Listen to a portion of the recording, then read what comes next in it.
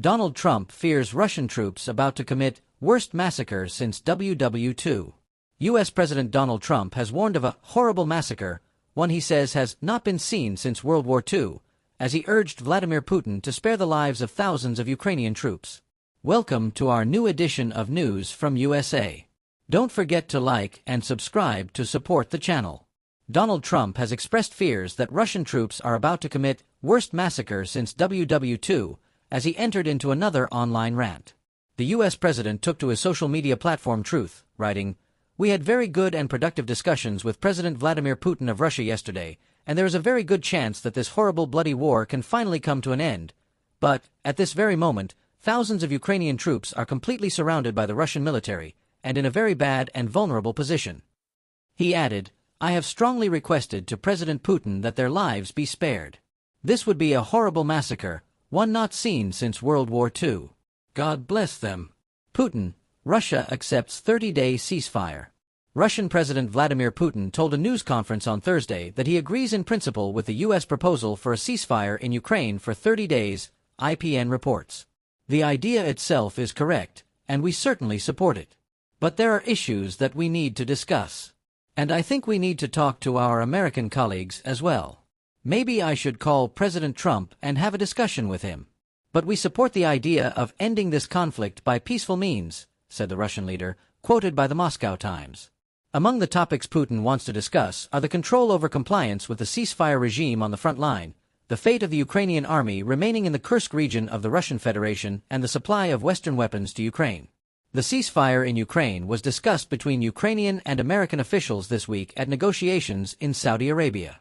Putin and Trump cannot erase Ukraine, and joint efforts to do so may backfire. President Donald Trump appears to be well on his way to a geopolitical shift in U.S. policy, from backing Ukraine's existential fight for survival in the face of Russian aggression to siding with Vladimir Putin's Russia. The pivot has been jarring. The United States voted with Russia in the United Nations against a resolution condemning Russia's war. Trump blamed Ukraine for the war. He berated President Volodymyr Zelensky in the media and then verbally ganged up on him in view of cameras at the White House alongside Vice President J.D. Vance. And Trump briefly suspended both aid and intelligence sharing with Ukraine in an effort to coerce compliance. In Trump's own words, he trusts Putin and insists that, "We are doing very well with Russia. I'm finding it more difficult, frankly, to deal with Ukraine." But the path forward, if the Trump administration prioritizes a Russo-American reset over the survival of Ukraine, may be muddier for Trump and Putin than either of them imagine. This war is being fought more over sovereignty than territory. Since 2014, when Russia's military aggression started with the capture of Crimea and a swath of Ukraine's east, Ukraine has stuck to its sovereign choice of Euro-Atlantic integration and domestic reforms. It's a choice that Putin refuses to accept and tried to reverse in 2022 with his full-scale push for Kyiv to overthrow Ukraine's government, install a puppet regime, and dismantle Ukraine's independent state.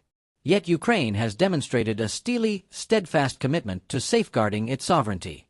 To succeed, Ukraine needs to prevent a third invasion, which would be inevitable should Putin succeed in his second. With NATO membership apparently taken off the table by the United States, any sustainable peace plan must include credible security guarantees, robust armed forces, and freedom from Russia's meddling in domestic politics. Such a plan is not on offer from Russia.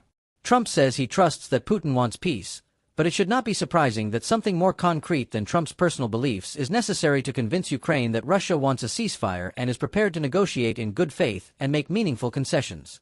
The last time Russia offered a concrete outline of its idea of peace, in Istanbul in March 2022, the proposal amounted to Ukraine's capitulation. It demanded a severe reduction in Ukraine's armed forces and weapons stockpile, a Russian veto on any future security assistance to Ukraine, no provisions for Russian withdrawal from any Ukrainian territory, plus limits on Ukrainian sovereignty through requirements that Ukraine adopt language and national identity laws dictated by Russia. Putin has repeatedly brought up the Istanbul talks as a viable path to peace, which suggests he is likely to leverage those elements again and not offer any genuine concessions. Putin stressed last week that Russia would make no concessions in peace negotiations, and the Russian Foreign Ministry in recent weeks has rejected both European peacekeepers in Ukraine and French President Emmanuel Macron's temporary ceasefire proposal. Putin reacted to the U.S.-Ukraine ceasefire proposal by adding demands that Ukraine stop mobilization and troop training, and the West halt the supply of weapons. Misunderstanding Ukraine. Trump administration officials are acting as if they believe that, with enough pressure, Ukraine can be made to submit to any terms. But if they think so, they underestimate and misunderstand Ukraine, its objectives in the war, its capabilities, and its political dynamics, almost as badly as Putin misjudged them in 2022. The Ukrainian government is ready to negotiate, as evidenced by their agreement this week in Jeddah, Saudi Arabia, to a 30-day ceasefire proposed by the United States. But neither Zelensky nor any other legitimate Ukrainian politician would ultimately sign a capitulation masquerading as a peace deal, even under simultaneous pressure by Trump and Putin. In the aftermath of Trump and Vance's attempt to pressure and humiliate Zelensky in the White House, the Ukrainian political spectrum has rallied around the president, and his public approval rating increased by 10 percentage points, reaching 67%. Polls also show that Ukrainians overwhelmingly distrust Putin. He remains the most negatively perceived foreign leader, trusted by just 1%. Forcing Zelensky out would not solve Trump's and Putin's problem. Two of Zelensky's possible political competitors, former President Petro Poroshenko and former Prime Minister Yulia Tymoshenko, recently met with the Trump administration and have affirmed that they have no interest in replacing Zelensky and oppose elections while the war is ongoing. It's a sign of deep misunderstanding of Ukrainian politics that the Trump administration would think installing one of these as leaders of Ukraine would in any way resolve the impasse and secure a quick deal in Russia's favor. Poroshenko was the harder-line candidate to Zelensky's peace campaign in 2019, and since 2022, he has spent his time raising funds for the Ukrainian army and donating equipment.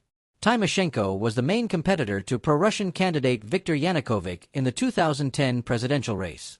Both politicians' parties in parliament have supported the pro-Western policies and the war efforts of the government. General Valery Zaluzhnyi, the former commander of Ukraine's armed forces who has not declared any political ambitions but who could be the most serious hypothetical competitor to Zelensky given his standing in the polls, would not give in to Russia either. The obstacle to Ukrainian capitulation should Putin push for it again and hoodwink Trump into supporting him is therefore not Zelensky but the Ukrainian political class and society's commitment to not let their country become Russia's vassal. Polls show that pro-Russian politicians who could hypothetically deliver Ukraine to Russia have support only in the low single digits. The ceasefire proposal that emerged from the Ukrainian and U.S. delegation talks in Saudi Arabia might be a hopeful start, but it would hardly be 75% of the way towards a final settlement, as Trump imagines. In the negotiations over the details of the final peace settlement that are yet to happen, it is unlikely that any fundamentally new positions will emerge. In this case, the U.S. will have to take a side, backing Ukraine in its quest to remain a sovereign state or backing Russia's aim to end Ukraine's sovereignty by way of a negotiated surrender. Trump's actions and rhetoric to date suggest that the U.S. would side with Russia. For Trump, the possibility that Ukraine may be Russian someday could be a price he's willing to pay for resetting the Russo-American relationship, declaring the war to be over thanks to his effort, and getting rid of Zelensky, for whom he likely harbors a long-standing grudge for having refused to launch a politically motivated investigation of Hunter and Joe Biden that Trump demanded in 2019 in exchange for aid, leading to his first impeachment. Scenarios under maximalist Russian demands. However, if Russia remains uncompromising in its maximalist demands, Ukraine will not give Trump and Putin the satisfaction of digging its own grave and lying in it voluntarily. If Ukraine rejects a lopsided Putin-Trump settlement, two scenarios could be envisaged. In the first scenario, Ukraine would call out Trump's betrayal, rally Europe to its cause, and continue resisting Russian aggression. Ukraine refused to surrender under more dire circumstances in 2022, when Russian troops were outside Kiev and Western aid had not arrived. Today, Russia is bogged down in Donbass, where it sends some of its wounded soldiers to battle on crutches and has to rely on donkeys and horses due to equipment shortages. Ukraine reportedly has military resources to continue defending for another 6 months, and EU leaders have announced a plan to spend €800 billion more on defense to begin filling the gap in anticipation that the Trump administration may significantly curtail, if not end, its role in Europe's defense. Other substantial defensive measures, such as the Sky Shield air protection zone, are also being discussed. With Europe's backing, Ukraine may be able to maintain its freedom with a fight in the short term, while Trump ends up in a position of needing to repeatedly back Russia, via withdrawal of U.S. intelligence and weapons, at the least, as it inflicts more death and destruction on Ukraine. Instead of a quick diplomatic victory, Trump may lose patience with his new ally, Russia. Putin would need to continue bearing the costs of his war effort and showing that he has all the cards, as Trump seemingly believes, even as analysts point to severe constraints Putin is facing in Russia's economy and its military. These constraints can get worse still if Europe inflicts more economic damage on Russia through additional sanctions and the confiscation of Russia's frozen assets. The second scenario, in the event Ukraine rejects a settlement it considers equivalent to capitulation, is Putin's eventual military victory in Ukraine with American help. If Trump sticks to siding with Russia, continues to deny military assistance to Ukraine, or even helps Russia by sharing intelligence or lifting sanctions, and European support falls short, Ukrainian front lines are likely to buckle.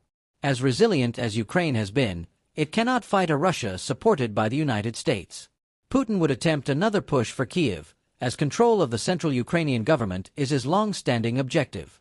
Should the Ukrainian government be overthrown and the capital occupied but still without formal Ukrainian capitulation, Trump wouldn't have an opportunity to take credit for ending the war. A large-scale Ukrainian insurgency, much of it well-armed, would be virtually certain. A new refugee crisis would rival the 2022 wave, as life under Russian occupation is unacceptable to the vast majority of Ukrainians. A puppet government backed by Trump and Putin would confront the same problem that Russia would have faced if it had managed to take Kiev in 2022, the need for occupation forces to keep the puppet in power. Given Ukraine's size and population, and in the context of a large-scale insurgency, would the Trump-Putin alliance culminate in what was until recently entirely unthinkable: a joint U.S.-Russian force backing a pro-Russian puppet in Kiev? To bring true peace to Ukraine and restore stability in Europe, the Trump administration needs to understand that its interest lies not in backing Putin but rather in putting real pressure on the Russian dictator.